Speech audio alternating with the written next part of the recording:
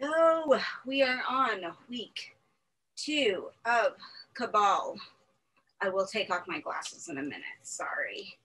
My contacts decided to try to murder me this morning. So that's fun.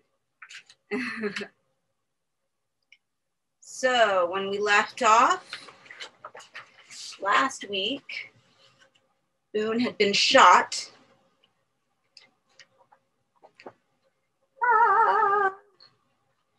Boone had been shot. This is part 2. Death's a bitch. The miraculous 2 is born, has its season, and dies. Carmel Sands, Orthodoxies. Number 7, Rough Roads. Number 1.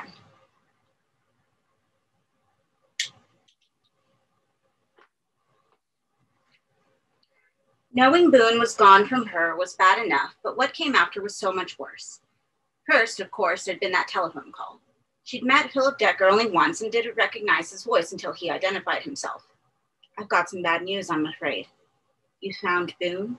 Yes. He's hurt?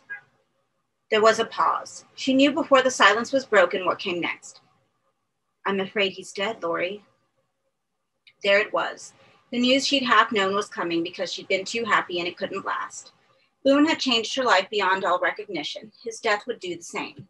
She thanked the doctor for the kindness of telling her himself rather than leaving the duty to the police.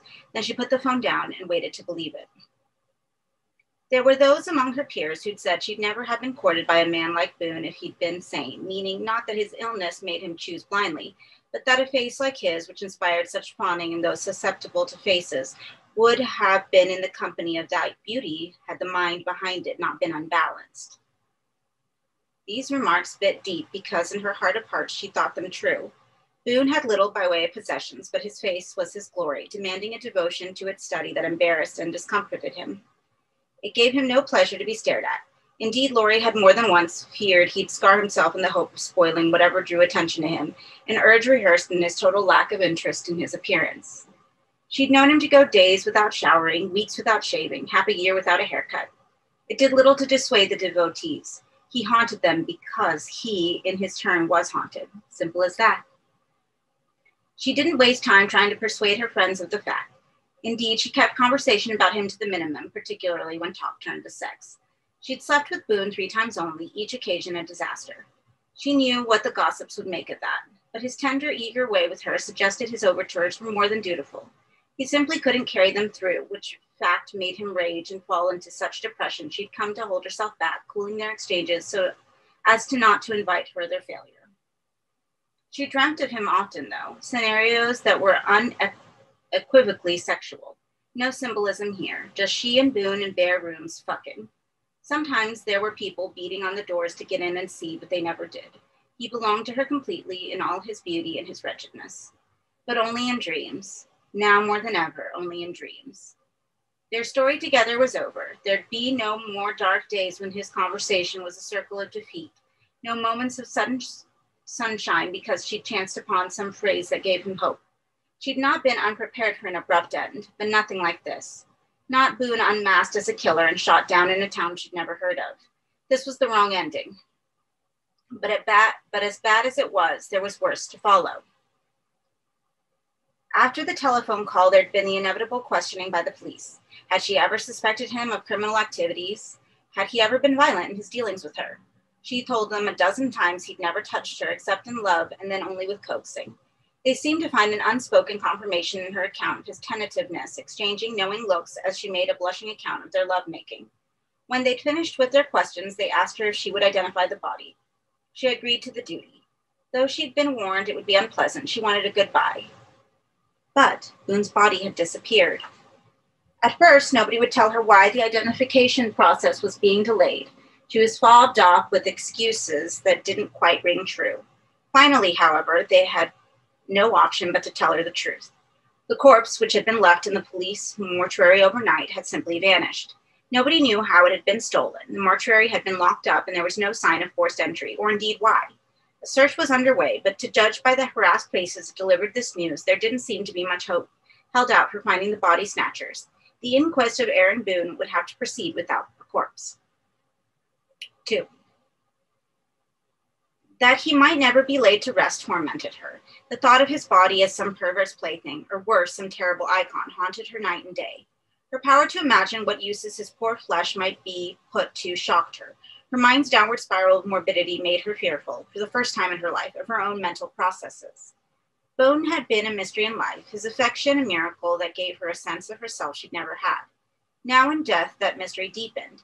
It seemed she'd not known him at all, even in those moments of traumatic lucidity between them, when he'd been ready to break his skull open and she'd coax the distress from him, even when he'd been hiding a secret life of murder from her. It scarcely seemed possible, when she pictured him now making idiot faces at her or weeping in her lap. The thought that she'd never known him properly was like physical hurt. Somehow she had to heal that hurt or be prepared to bear the wound of his betrayal forever. She had to know why his other life had taken him off to the back of beyond. Maybe the best solution was to go looking where he'd been found, in Midian. Perhaps there she'd find the mystery answered. The police had instructed her not to leave Calgary until after the inquest, but she was a creature of impulse. She'd woken at 3 a.m. with the idea of going to Midian. She was packing by 5, and an hour after dawn, heading north on Highway 2. 3. Things went well at first. It was good to be away from the office, where she'd be missed, but what the hell, and the apartment with all its reminders of her time with Boone. She wasn't quite driving blind, but damn near it. No map marked any town called Midian. She'd heard mention of other towns, however, in exchanges between the police. Sheer Neck was one she remembered, and that was marked on the maps. She made that her target. She knew little or nothing about the landscape she was crossing. Her family had come to Toronto, the civilized East, as her mother had called it, to the day she died, resenting her husband for the move that had taken them into the hinterland. The prejudice had rubbed off.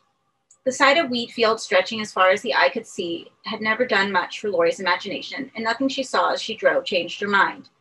The grain was being left to grow, its planters and reapers about other business. The sheer monotony of it wearied her more than she'd anticipated. She broke her journey at McLennan, an hour's drive short of Peace River, and slept a full night undisturbed on a motel bed, to be up and off again good and early the next morning. She'd make Sheer Neck by noon, she estimated. Things didn't quite work out that way, however. Somewhere east of Peace River, she lost her bearings and had to drive 40 miles in what she suspected was the wrong direction until she found a gas station and someone to help her on her way. There were twin boys playing with plastic armies in the dirt at the station office step. Their father, whose blonde hair they shared, ground a cigarette out among the battalions and crossed to the car. "What can I get you?" "Gas, please, and some information." "It'll cost you," he said, not smiling. "I'm looking for a town called Sheer Neck. Do you know it?" The war games had escalated behind him. He turned on the children. "Will you shut up?" he said. The boys fell silent until he turned back to Laurie. Too many years of working outdoors in the summer sun had aged him prematurely. "What do you want Sheer Neck for?" he said. "I'm trying to track somebody." "That's so," he replied, plainly intrigued. He offered her a grin designed for better teeth. "Anyone I know?" he said. "We don't get too many strangers through here." There was no harm in asking, she supposed. She reached back into the car and fetched a photograph from her bag. "You didn't ever see this man, I suppose?" Armageddon was looming at the step. Before looking at Boone's photograph, he turned to the children. "I told you to shut the fuck up," he said, then turned back to study the picture. His response was immediate. "You know who this guy is?" Laurie hesitated. The raw face before her was scowling. It was too late to claim ignorance, however. "Yes," she said, trying not to sound offensive. "I know who it is." "You know what he did?" The man's lip curled as he spoke. "There were pictures of him. I saw them." Again, he turned on the children. "Will you shut up?" "It wasn't me," one of the pair protested. "I don't give a fuck who it was," came the reply. He moved toward them, arm raised. They were out from his shadow in seconds, forsaking the armies in fear of him. His rage at the children and his disgust at the picture were wielded into one revulsion now. "Fucking animal," he said, turning to Laurie. That's what he was, a fucking animal. He thrust the tainted photograph back at her. "Damn good thing they took him out. What do you want to do, go bless the spot?" She claimed the photograph from his oily fingers without replying, but he read her expression well enough. Unbowed, he continued his tirade. "Man like that should be put down like a dog, lady, like a fucking dog." She retreated before his vehemence, her hands trembling so much she could barely open the car door. "Don't you want no gas?" he suddenly said. "Go to hell," she replied. He looked bewildered. "What's your problem?" he spat back. She turned on the ignition, muttering a prayer that the car would not play dead. She was in luck. Driving away at speed, she glanced in her mirror to see the man shouting after her through the dust she'd kicked up. She didn't know where his anger had come from, but she knew where it would go, to the children. No use to fret about it. The world was full of brutal fathers and tyrannical mothers, and come to that, cruel and uncaring children. It was the way of things. She couldn't police the species. Relief at her escape kept at any other response at bay for 10 minutes, but then it ran out and a trembling overtook her, so violent she had to stop at the first sign of civilization and find somewhere to calm herself down. There was a small diner among a dozen or so stores where she ordered coffee and a sugar fix of pie, then retired to the restroom to splash some cold water on her flushed cheeks. Solitude was the only cue her tears needed. Staring at her blotchy, agitated features in the cracked mirror, she began to sob so deeply, nothing, not even the entrance of another customer, could shame her into stopping. The newcomer didn't do as Lori would have done in such circumstances and withdraw. Instead, catching Lori's eye in the mirror, she said, "What is it? Men or money?" Lori wiped the tears away with her fingers. "I'm sorry," she said. "When I cry," the girl said, putting a comb through her pinnate hair, "it's only over men or money." "Oh," the girl's unabashed curiosity helped hold fresh tears at bay. "A man," Lori said. "Leave you, did he?" "Not exactly." "Jesus," said the girl. "Did he come back? That's even worse." The remark earned a tiny smile from Lori. "It's usually the ones you don't want, right?" the girl went on. "If you tell them to piss off, they just keep coming back like dogs." Mention of dogs reminded Lori of the scene at the garage, and she felt tears mustering again. "Oh, shut up, Cheryl," the newcomer chided herself. "You're making it worse." "No," said Lori. "No, really. I need to talk." Cheryl smiled. Cheryl Margaret Clark was her name, and she could have coaxed gossip from angels. By their second hour of conversation and their fifth coffee, Lori had told her the whole sorry story from her first meeting with Boone to the moment she and Cheryl had exchanged looks in the mirror. Cheryl herself had a story to tell, more comedy than tragedy, about her lover's passion for cars and hers for his brother, which had ended in hard words and parting. She was on the road to clear her head. "I've not done this since I was a kid," she said, "just going where the fancy takes me. I've forgotten how good it feels. Maybe we could go on together, to Sheerness. I've always wanted to see the place." "Is that right?" Cheryl laughed. "No, but it's as good a destination as any, all directions being equal to the fancy-free."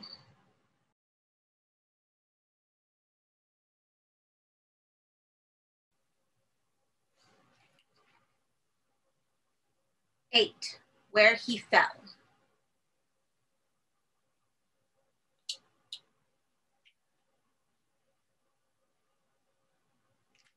So they traveled on together. They had taken directions from the owner of the diner, who claimed he had a better than vague idea of Midian's whereabouts. The instructions were good. Their route took them through Sheer Neck, which was bigger than Lori had expected, and on down an unmarked road that in theory led to Midian. "Why'd you want to go there?" the diner owner had wanted to know. "Nobody goes there anymore. It's empty." "I'm writing an article on the gold rush," Cheryl had replied with an enthusiastic liar. "She's sightseeing." "Some sight," came the response. The remark had been made ironically, but it was truer than its speaker had known. It was late afternoon, the light golden on the gravel road, when the town came into view, and until they were in the streets themselves, they were certain this could not be the right place, because what ghost town ever looked so welcoming? Once out of the sun, however, that impression changed. There was something forlornly romantic about the deserted houses, but finally the sight was dispiriting and not a little eerie. Seeing the place, Lori's first thought was, why would Boone come here? Her second, he didn't come of his own volition. He was chased. It was an accident that he was here at all. They parked the car in the middle of the main street, which, give or take an alleyway, was the only street. "No need to lock it," Cheryl said. "Ain't nobody coming to steal it." Now that they were here, Lori was gladder than ever of Cheryl's company. Her verve and good humor were an affront to this somber place. They kept whatever haunted it at bay. Ghosts could be laid with laughter. Misery was made of sterner stuff. It was so easy to imagine Boone here, alone and confused, knowing his pursuers were closing in on him. It was easier still to find the place where they'd shot him down. The holes the stray bullets had made were ringed with chalk marks, smears and splashes of blood had soaked into the planks of the porch. She stood off from the spot for several minutes, unable to approach it, yet equally unable to retreat. Cheryl had tactfully taken herself off exploring. There was nobody to break the hypnotic hold the sight of his deathbed had laid upon her. She would miss him forever. Yet there were no tears. Perhaps she'd sobbed them out back in the diner restroom. What she felt instead, fueling her loss, was the mystery of how a man she'd known and loved, or loved and thought she'd known, could have died here for crimes she'd never have suspected him of. Perhaps it was the anger she felt toward him that prevented tears, knowing that despite his professions of love, he'd hidden so much from her and was now beyond the reach of her demands for explanation. Could he not at least have left a sign? She found herself staring at the bloodstains, wondering if eyes more acute than hers might have found some meaning in them. The prophecies could be read from the dregs in the coffee cup. Surely the last mark Boone had made on the world carried some significance. But she was no interpreter. The signs were just more of many unsolved mysteries, chief among them the feeling she voiced aloud as she stared at the stairs. I still love you, Boone.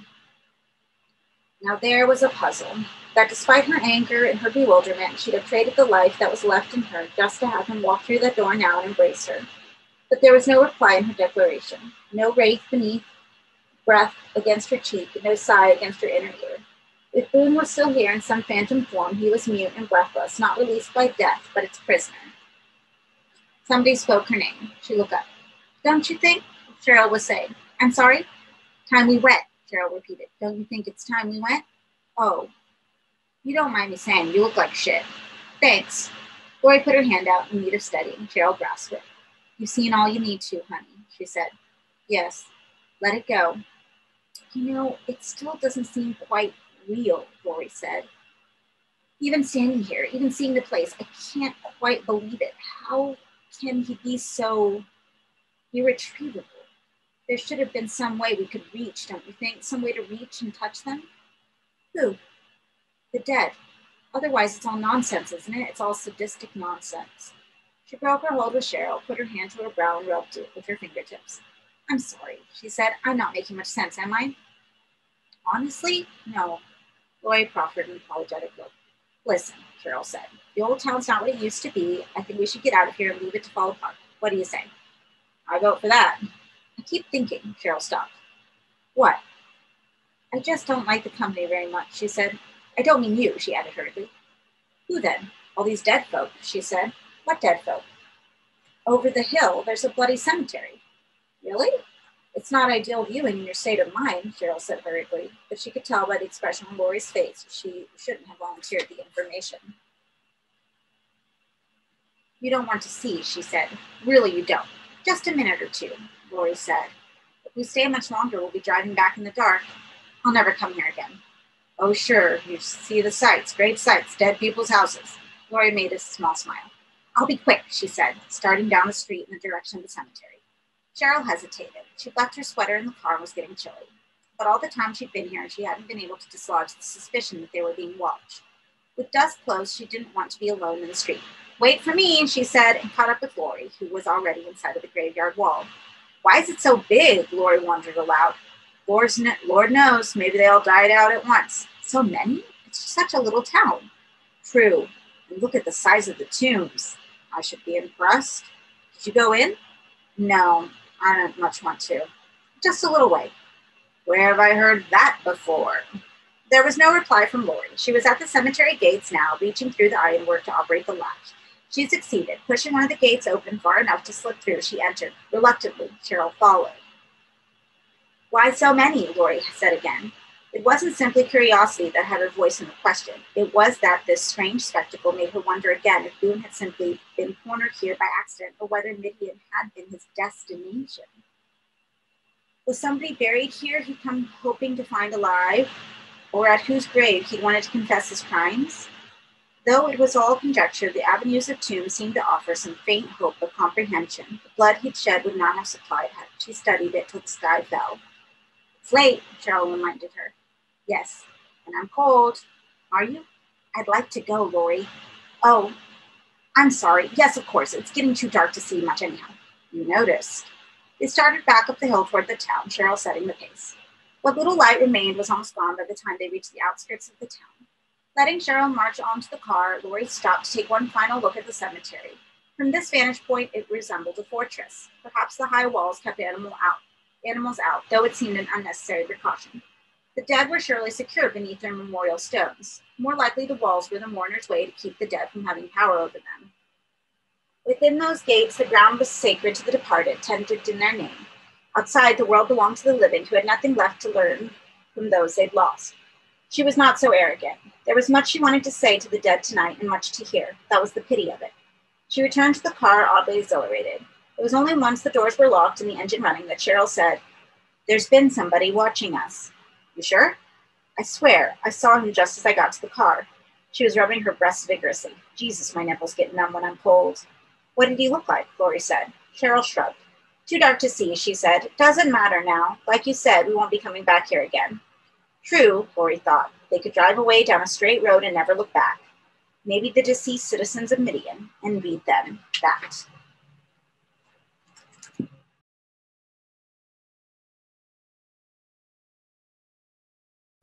Nine, touched.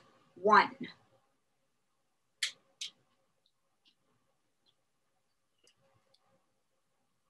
It wasn't difficult to choose their accommodation in Sheerneck. There were only 2 places available, and one was already full to brim in with buyers and sellers for a farm machinery sale that had just taken place, some of the spillage occupying the rooms at the other establishment, the Sweetgrass Inn. Had it not been for Cheryl's way with a smile, they might have been turned away from there too, but after some debate, a twin-bedded room was found that they could share. It was plain but comfortable.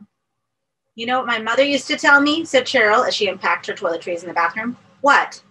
"She used to say, 'There's a man out there for you, Cheryl. He's walking around with your name on.'" Mind you, this is from a woman who'd been looking for her particular man for 30 years and never found him. But she was always stuck on this romantic notion. You know, the man of your dreams is just around the next corner. And she stuck me on it too, damn her. "Still?" "Oh yeah, I'm still looking. You'd think I'd know better after what I've been through. You want to shower first?" "No, you go ahead." A party had started up in the next room, the walls too thin to muffle much of the noise. While Cheryl took her shower, Lori lay on the bed and turned the events of the day over in her head. The exercise didn't last long. The next thing she knew, she was being stirred from sleep by Cheryl, who'd showered and was ready for a night on the town. "You coming?" she wanted to know. "I'm too tired," Lori said. "You go have a good time." "If there's a good time to be had," said Cheryl ruefully. "You'll find it," Lori said. "Give 'em something to talk about." Cheryl promised she would and left Lori to rest, but the edge had taken her off her fatigue. She could do no more than doze, and even that was interrupted at intervals by loud bursts of drunken hilarity from the adjacent room. She got up to go in search of a soda machine and ice, returning with her calorie-free nightcap to a less than peaceful bed. She'd take a leisurely bath, she decided, until drinker fatigue quieted the neighbors. Immersed to her neck in hot water, she felt her muscles unknotting, and by the time she emerged, she felt a good deal mellower. The bathroom had no fan, so the mirrors had steamed up. She was grateful for their discretion. The catalogue of her frailties was quite long enough without another round of self-scrutiny to swell it. Her neck was too thick, her face too thin, her eyes too large, her nose too small. In essence, she was one excess upon another, and any attempt on her part to undo the damage merely exacerbated it. Her hair, which she grew long to cover the sins of her neck, was so luxuriant and so dark, her face looked sickly in its frame. Her mouth, which was her mother's mouth to the last week, was naturally, even indecently red, but tainting its color with pale lipstick merely made her eyes look vaster and more vulnerable than ever. It wasn't that the sum of her features was unattractive. She'd had more than her share of men at her feet. No, the trouble was she didn't look the way she felt. It was a sweet face, and she wasn't sweet. Didn't want to be sweet, or thought of as sweet. Perhaps the powerful feelings that had touched her in the last few hours, seeing the blood, seeing the tombs, would make their mark in time. She hoped so. The memory of them moved in her still, and she was richer for them, however painful they'd been. Still naked, she wandered back into the bedroom. As she'd hoped, the celebrants next door had quieted down. The music was no longer rock and roll, but something smoochy. She sat on the edge of the bed and ran her palms back and forth over her breasts, enjoying their smoothness. Her breath had taken on the slow rhythm of the music through the wall, music for dancing, groin to groin, mouth to mouth. She lay back on the bed, her right hand sliding down her body. She could smell several months' accrual of cigarette smoke in the coverlet she lay on. It made the room seem almost a public space with its nightly comings and goings. The thought of her nakedness in such a room, and the smell of her skin's cleanliness in the still bed was acutely arousing. She eased her first and middle fingers into her cunt, raising her hips a little to meet the exploration. This was a joy she offered herself all too seldom. Her Catholic upbringing had put guilt between her instinct and her fingertips. But tonight she was a different woman. She found the grasping places quickly, putting her feet on the edge of the bed and spreading her legs wide to give both hands a chance to play. It wasn't Boone she pictured as the first waves of goose flesh came. Dead men were bad lovers. Better she forgot him. His face had been pretty, but she'd never kiss it again. His cock had been pretty too, but she'd never stroke it or have it in her again. All she had was herself and pleasure for pleasure's sake. That was what she pictured now, the very act she was performing. A clean body naked on a stale bed, a woman in a strange room enjoying her own strange self. The rhythm of the music no longer moved her. She had her own rhythm, rising and falling, each time climbing higher. There was no peak, just height after height, till she was running with sweat and gorged with sensation. She lay still for several minutes. Then, knowing sleep was quickly overtaking her, and she could scarcely pass the night in her present position, she threw off all the covers but a single sheet, put her head on the pillow, and fell into the space between her closed eyes. 2. The sweat on her body cooled beneath the thin sheet. In sleep, she was at Midian's necropolis, the wind coming to meet her down its avenues from all directions at once, north, south, east, and west, chilling her as it whipped her hair above her head and ran up inside her blouse. The wind was not indivisible. It had a texture as though it carried the weight of dust, the motes steadying, gumming up her eyes and sealing her nose, finding its way into her underwear and up into her body by those routes too. It was only as the dust blinded her completely that she realized what it was. The remains of the dead, the ancient dead, blown on contrary winds from pyramids and mausoleums, from vaults and dolmen, charnel houses and crematoria. Coffin dust and human ash and bone pounded to bits, all blown to Midian and catching her at the crossroads. She felt the dead inside her, behind her lids and her throat carried up toward her room. And despite the chill and the fury of the 4 storms, she had no fear of them nor desire to expel them. They sought her warmth and her womanliness. She would not reject them. "Where's Boone?" she asked in her dream, assuming the dead would know. He was one of their number after all. She knew he was not far from her, but the wind was getting stronger, buffeting her from all directions, howling around her head. "Boone?" she went again. "I want Boone. Bring him to me." The wind heard her. Its howling grew louder, but somebody else was nearby, distracting her from hearing its reply. "He's dead, Lori," the voice said. She tried to ignore the idiot voice and concentrate on interpreting the wind, but she'd lost her place in the conversation and had to begin again. "It's Boone I want," she said. "Bring me—" "No!" Again that damned voice. She tried a 3rd time, but the violence of the wind had become another violence. She was being shaken. "Lori, wake up!" She clung to sleep in the dream of the wind. It might yet tell her what she needed to know if she could resist the assault of consciousness a moment longer. "Boone," she called again, but the winds were receding from her and taking the dead with them. She felt the itch of their exit from her veins and senses. What knowledge they had to impart was going with them. She was powerless to hold them. "Lori!" Gone now, all of them gone, carried away to the storm. She had no choice but to open her eyes, knowing they would find Cheryl, mere flesh and blood, sitting at the end of the bed and smiling at her. "Nightmare?" she said. "No, not really." "You were calling his name." "I know." "You should have come out with me," Cheryl said. "Get him out of your system." "Maybe." Cheryl was beaming. She clearly had news to tell. "You met somebody?" Lori guessed. Cheryl's smile became a grin. "Who'd have thought it?" she said. "Mother may have been right after all." "That good?" "That good." "Tell all." "There's not much to tell. I just went to find a bar and I met this great guy. Who'd have thought it?" she said again. "In the middle of the damn prairies. Love comes looking for me." She could barely contain her enthusiasm as she gave Lori a complete account of the night's romance. The man's name was Curtis, a banker, born in Vancouver, divorced and recently moved to Edmonton. They were perfect complementaries, she said. Star signs, taste in food and drink, family background. And better still, though they'd talk for hours, he'd not once tried to persuade her out of her underwear. He was a gentleman, articulate, intelligent, and yearning for the sophisticated life of the West Coast, to which he'd return if he could find the right companion. Maybe she was it. "I'm going to see him again tomorrow night," Cheryl said. "Maybe even stay over a few weeks if things go well." "They will," Lori replied. "You deserve some good times." "Are you going back to Calgary tomorrow?" Cheryl asked. "Yes," was the reply her mind was readying. But the dream was here before her and answering quite differently. "I think I'll go back to Midian first," it said. "I want to see the place one more time." Cheryl pulled a face. "Please don't ask me to go," she said. "I'm not up for another visit." "No problem," Lori replied. "I'm happy to go alone."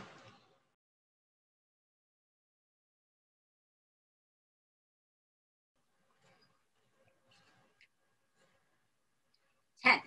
Sun and Shade.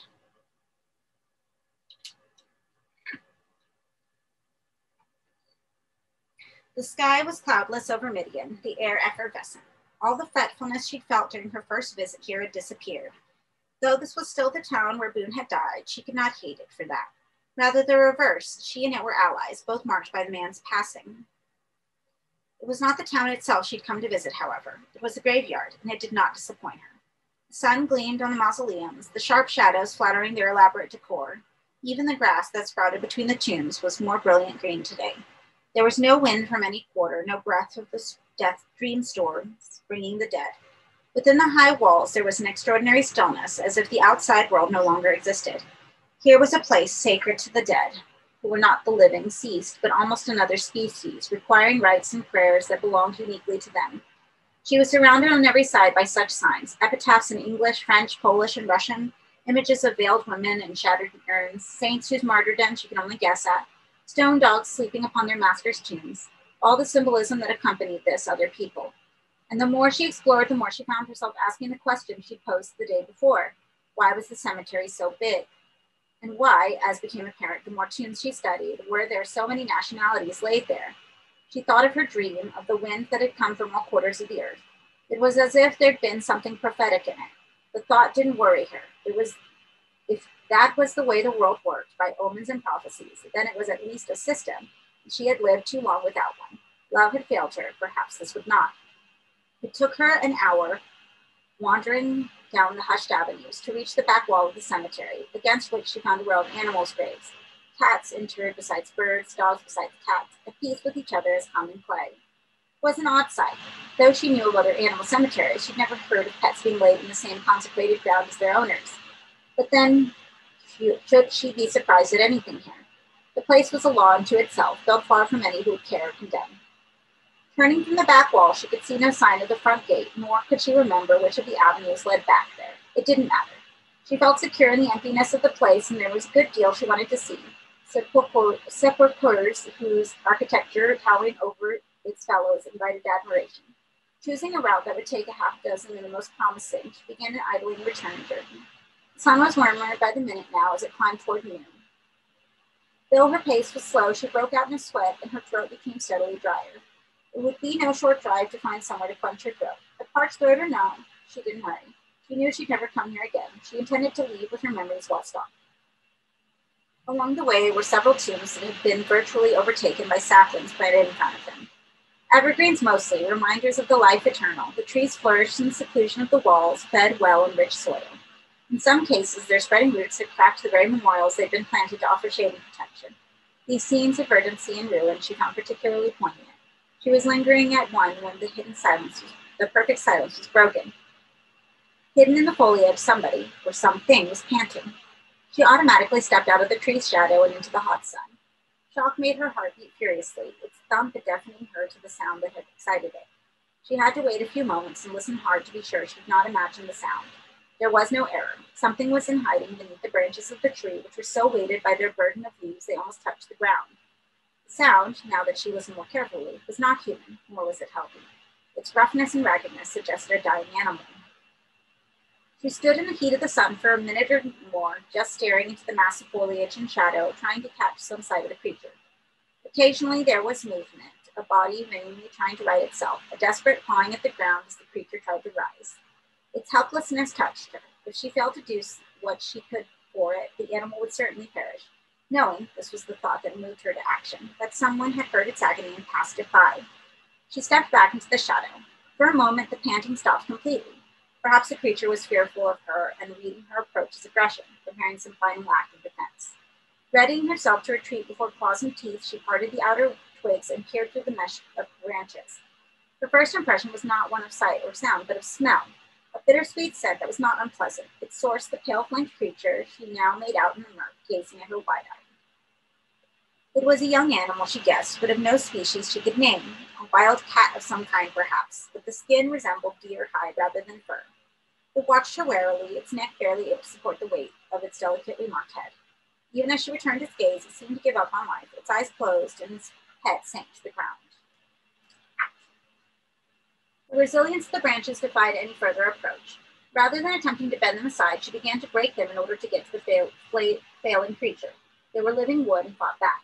Halfway through the thicket, a particularly truculent branch snapped back in her face with such stinging force it brought a shout of pain from her. She put her hand to her cheek. The skin to the right of her mouth was broken. Dabbing the blood away, she attacked the branch with fresh vigor, at last coming within reach of the animal. It was almost beyond responding to her touch, its eyes momentarily fluttering open as she stroked its flank, then closing again. There was no sign she could see of a wound, but the body beneath her hand was feverish and full of tremors. As she struggled to pick the animal up, it began to urinate, wetting her hands and blouse, but she drew it to her nevertheless, a dead weight in her arms. Beyond the spasms that ran through its nervous system, there was no power left in its muscles. Its limbs hung limply, its head the same. Only the smell she first encountered had any strength, intensifying as the creature's final moments approached. Something like a sob reached her ears. She froze. Again, the sound. Off to her left, some way and barely suppressed, she stepped back out of the shadow of the tree, bringing the dying animal with her. As the sunlight fell on the creature, it responded with a violence that utterly belied its apparent frailty, its limbs jerking madly. She stepped back into the shade, instinct telling her the brightness was responsible. Only then did she look again to the direction from which the sob had come. The door of one of the mausoleums farther down the avenue, a massive structure of cracked marble, stood ajar, and in the column of darkness beyond she could vaguely make out a human figure. Vaguely, because it was dressed in black and seemed to be veiled. She could make no sense of this scenario. The dying animal, tormented by light, the sobbing woman, surely a woman, in the doorway, dressed for mourning. "Who are you?" she called out. The mourner seemed to shrink back into the shadows as she was addressed, then regretted the move and approached the open door again, but very tentatively. The connection between animal and woman became clear. She's afraid of the sun, too, Lori thought. They belonged together, animal and mourner, the woman sobbing for the creature Lori had in her arms. She looked at the pavement that lay between where she stood and the mausoleum. Could she get to the door of the tomb without having to step back into the sun and so hasten the creature's demise? Perhaps with care. Planning her route before she moved, she started to cross toward the mausoleum, using the shadows like stepping stones. She didn't look up at the door. Her attention was wholly focused on keeping the animal from the light. She could feel the mourner's presence drawing her on. Once the woman gave voice, not a word, but with a soft sound, a cradle-side sound, addressed not to Lori, but to the dying animal. With the mausoleum door 3 or 4 yards from her, Lori dared to look up. The woman in the door could be patient no longer. She reached out from her refuge, her arms bared as the garment she wore rode back, her flesh exposed to the sunlight. The skin was white as ice as paper, but only for an instant. As the fingers stretched to relieve Lori of her burden, they darkened and swelled as they instantly bruised. The mourner made a cry of pain and almost fell back into the tomb as she withdrew her arms, but not before the skin broke and trails of dust, yellowish like pollen, burst from her fingers and fell through the sunlight into the patio. Seconds later, Lori was at the door, then threw it into the safety of the darkness beyond. The room was no more than an antechamber. 2 doors led from it, one into a chapel of some sort, the other below ground. The woman in mourning was standing at the second door, which was open, as far from the winning light as she could get. In her haste, her veil had fallen. The face beneath was fine-boned and thin, almost to the point of being wasted, lending additional force to her eyes, which caught, even in the darkest corner of the room, some trace of light from the open door, so that they almost seemed to glow. Lori felt no trace of fear. It was the other woman who trembled as she nursed her sunstruck hands, her gaze moving from Lori's bewildered face to the animal. "I'm afraid it's dead," Lori said, not knowing what disease afflicted this woman, but recognizing her grief from all too recent memory. "No," the woman said with quiet conviction. "She can't die." Her words were statement, not entreaty, but the stillness in Lori's arms contradicted such certainty. If the creature wasn't yet dead, it was surely beyond recall. "Will you bring her to me?" the woman asked. Lori hesitated. Though the weight of her body was making her arms ache and she wanted the duty done, she didn't want to cross the chamber. "Please," the woman said, reaching out with wounded hands. Relenting, Lori left the comfort of the door and the sunlit patio beyond. She'd taken only 2 or 3 steps, however, when she heard the sound of whispering. There could only be one source, the stairs. There were people in the crypt. She stopped walking, childhood superstitions rising up in her. Fear of tombs, fear of stairs descending, fear of the underworld. "It's nobody," the woman said, her face pained. "Please, bring me Babette." As if to further reassure Lori, she took a step away from the stairs, murmuring to the animal she'd called Babette. Either the words or the woman's proximity, or perhaps the cool darkness of the chamber, won a response from the creature. A tremor ran down its spine like an electric charge, so strong Lori almost lost hold of it. The woman's murmurs grew louder, as if she were chiding the dying thing, her anxiety to claim it suddenly urgent, but there was an impasse. Lori was no more willing to approach the entrance to the crypt than the woman was to come another step toward the outer door, and in the seconds of stasis, the animal found new life. One of its claws seized Lori's breast as it began to writhe in her embrace. The chiding became a shout. "Babette!" But if the creature heard, it didn't care or listen. Its motion became more violent, a mingling of fit and sensuality. One moment it shuddered as though tortured. The next it moved like a snake sloughing off its skin. Don't look, she heard the woman say. But Lori wasn't about to take her eyes off this horrendous dance. Nor could she give the creature over to the woman's charge, while the claw gripped her so tightly any attempt to separate them would draw blood. But that don't look had purpose. Now it was Lori's turn to raise her voice in panic as she realized that what was taking place in her arms defied all reason. Jesus, God! The animal was changing before her eyes. In the luxury of sloth and spasm, it was losing its bestiality, not by reordering its anatomy, but by liquefying its whole self through to the bone until what had been solid was a tumble of matter. Here was the origin of the bittersweet scent she met beneath the tree, the stuff of the bestial solution. In the moment it lost its coherence, the matter was ready to be out of her grasp, but somehow the essence of the thing, its will, perhaps its soul, drew it back for the business of remaking. The last part of the beast to melt was the claw, its disintegration sending a throb of pleasure through Lori's body. It did not distract her from the fact that she was released. Horrified, she couldn't get what she held from her embrace fast enough, tipping it into the mourner's outstretched arms like so much excrement. Jesus, she said, backing away. Jesus, Jesus. There was no horror on the woman's face, however, only joy. Tears of welcome rolled down her pale cheeks and fell into the melting pot she held. Lori looked away toward the sunlight. After the gloom of the interior, it was blinding. She was momentarily disoriented and closed her eyes to allow herself a reprieve from both tomb and light. It was sobbing that made her open her eyes. Not the woman this time, but a child, a girl of 4 or 5, lying naked where the muck of transformation had been. Babette, the woman said. Impossible, Reasonet replied. This thin white child could not be the animal she'd rescued from beneath the tree. It was sleight of hand or some idiot delusion she foisted upon herself. Impossible, all impossible. She likes to play outside, the woman was saying, looking up from the child at Lori. And I tell her, never, never in the sun, never play in the sun. But she's a child, she doesn't understand. Impossible, Reason repeated. But somewhere in her gut, Lori had already given up trying to deny. The animal had been real. The transformation had been real. Now there was a living child weeping in her mother's arms. She, too, was real. Every moment she wasted saying no to what she knew was a moment lost to comprehension. That her worldview couldn't contain such a mystery without shattering was its liability and a problem for another day. For now, she simply wanted to be away into the sunlight where she knew those shapeshifters feared to follow. Not daring to take her eyes off them until she was in the sun, she reached out to the wall to guide her tentative backward steps. But Babette's mother wanted to hold her a while longer. I owe you something, she said. No, Lori replied, I don't want anything from you. She felt the urge to express her revulsion, but the scene of reunion before her, the child reaching up to touch her mother's chin, her sobs passing, were so tender. Disgust became bewilderment, fear, confusion. Let me help you, the woman said. I know why you came here. I doubt it, Lori said. Don't waste your time here, the woman replied. There's nothing for you here. Midian's a home for the Nightbreed, only the Nightbreed. Her voice had dropped in volume. It was barely above a whisper. The Nightbreed? Lori said more loudly. The woman looked pained. Shh, she said. I shouldn't be telling you this, but I owe you this much at least. Lori had stopped her retreat to the door. Her instinct was telling her to wait. Do you know a man called Boone? She said.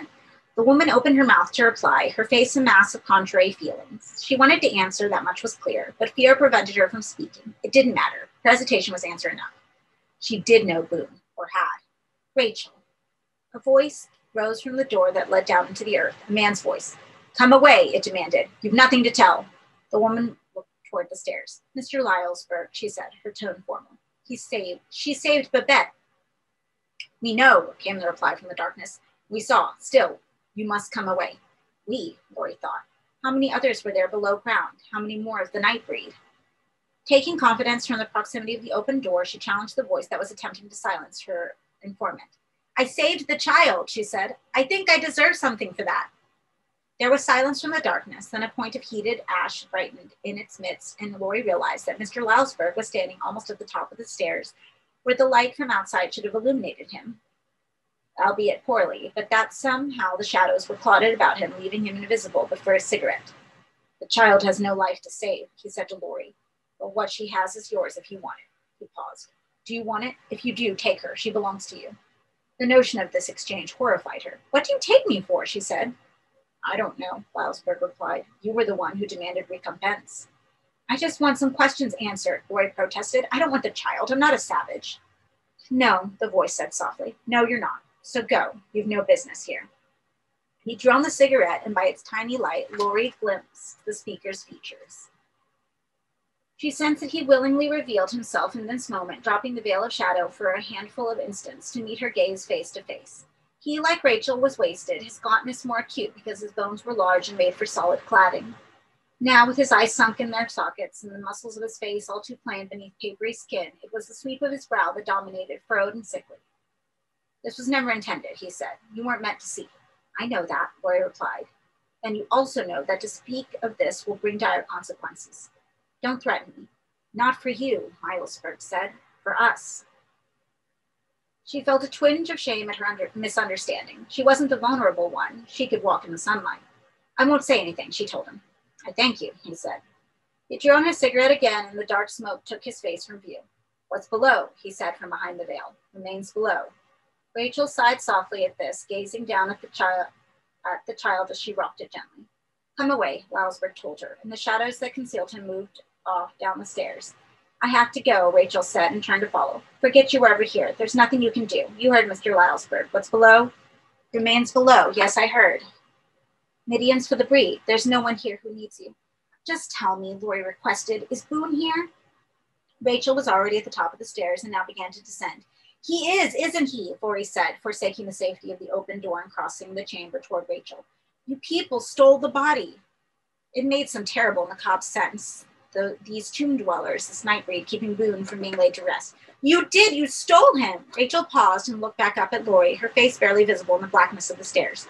"We stole nothing," she said, her reply without rancor.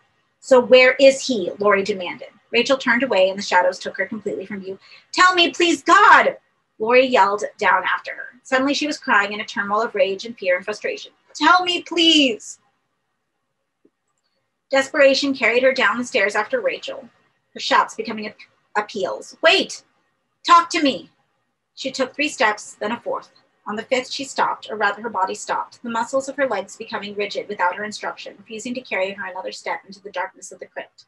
Her skin was suddenly crawling with loose flesh, her pulse thumping in her ears. No force of will could overrule the animal imperative forbidding her to descend. All she could do was stand rooted in the spot and stare into the depths. Even her tears had suddenly dried and saliva gone from her mouth, so she could no more speak than walk. Not that she wanted to call down into the darkness now, for fear the forces there would answer her summons. Though she could see nothing from them, her gut knew they were more terrible by far than Rachel and her beast child. Shape-shifting was almost a natural act besides the skills these others had to hand. She felt their perversity as quality in the air. She breathed it in and out. It scoured her lungs and hurried her heart. If they had Boone's corpse as a plaything, it was beyond reclamation. She would have to take comfort from the hope that his spirit was somewhere brighter. Defeated, she took a step backward. The shadows seemed unwilling to relinquish her, however. She felt them weave themselves into her blouse and hook themselves into her eyelashes, 1,000 tiny holds upon her, slowing her retreat. "I won't tell anyone," she murmured. "Please let me go." But the shadows held on, their power a promise of retribution if she defied him. "I promise," she said. "What more can I do?" And suddenly, they capitulated. She hadn't realized how strong their claim was until it was withdrawn. She stumbled backward, falling up the stairs into the light of the antechamber. Turning her back on the crypt, she fled for the door and out into the sun. It was too bright. She covered her eyes, holding herself upright by gripping the stone portico so she could accustom herself to its violence. It took several minutes, standing against the mausoleum, shaking and rigid by turn. Only when she was able to see through half-closed eyes did she attempt to walk, her route back to the main gate, a farrago of cul-de-sacs and mist-turnings. By the time she reached it, however, she'd more or less accustomed herself to the brutality of light and sky. Her body was still not back at her mind's disposal, however. Her legs refused to carry her more than a few paces up the hill to Midian without threatening to drop her to the ground. Her system, overdosed on adrenaline, was cavorting, but at least she was alive. For a short while there on the stairs, it had been touch and go. The shadows that held her by lash and thread could have taken her, she had no doubt of that, claimed her for the underworld and snuffed her out. Why had they released her? Perhaps because she'd saved the child, perhaps because she'd sworn silence and they trusted her. Neither, however, seemed the motives of monsters, and she had to believe that what lived beneath Midian's cemetery deserved that name. Who other than monsters made their nests among the dead? They might call themselves the night breed, but neither words nor gestures of good faith could disguise their true nature. She had escaped demons, things of rot and wickedness, and she would have offered up a prayer of thanks for her deliverance if the sky had not been so wide and bright and so plainly devoid of deities to hear. That's part 2 of Cabal. And next week we will read part 3, which is called The Dark Ages. And most importantly, on June the 30th, we will be watching good old Cabal Cut on Twitch. So go ahead and put that on the calendar. It's going to be fun. It's going to be fun. Thank you for reading with me. I will see y'all next week. Bye.